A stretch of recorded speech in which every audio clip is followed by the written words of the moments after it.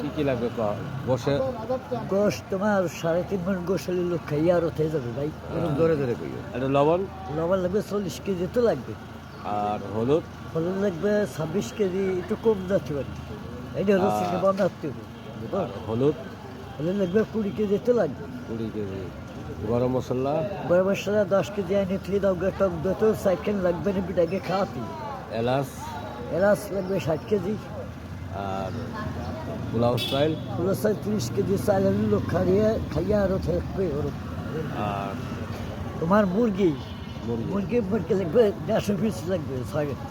300 মুরগি লাগবে 300। 300 মুরগি আর আর 500 জনের দুধ আনবো 2 কেজি। দুধ আনলে হয়ে যাবে। 2 কেজি দুধ হ্যাঁ। আর দই কে কেজি দই দই দেওয়ার দরকার নেই। দই তো বদাত্রীরা খাবে না নি, গ্রামেরা।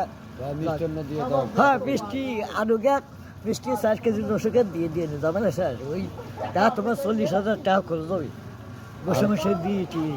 আর আর তেল 2 কেজি লাগবে। তেল সবই তেল 2 কেজি আছে না। আর গরু বসে কিরাসিন কিরাসিন দেবো না, তাই এমনি সিজাই দেবো। বুঝো নেই, সিজাই দেবো।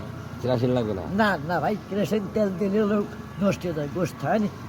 তাহলে আর এই যে চলা চলা তোমার 4 মণ লাগবে টুসকার। তুষার 4 মণ 4 মণ না হলে তো তুমি পাচ্ছ না পুরো। আর পেস্তা বাদাম সে বাদাম 2 কেজি লাগবে। 2 কেজি দেশটা এলাচ? বাদাম। এলাচ লাগবে 2 কেজি। এলাচ 2 কেজি 2 কেজিতে তোমার 40,000 টাকা শুকনো দেবে। মরিচ শুকনো মরিচ যাবে 40 কেজি তো লাগবে। শুকনো মরিচ কাঁচামরিচ লাগবে 3 না ও কমে কাঁচামরিচ কাঁচামরিচ 40 কেজি তো লাগবে। 40 কেজি 40 কেজি না দিয়ে তো পারবা না কুলোটি, বুঝতে পারছো? এটা আইডি করতে, এটা আইডি করতে বোঝা নেই। আর পানি কি বোতলে দেবো নাকি কুয়োর পানি দেবো না, বোতলে দিয়ে দেবা।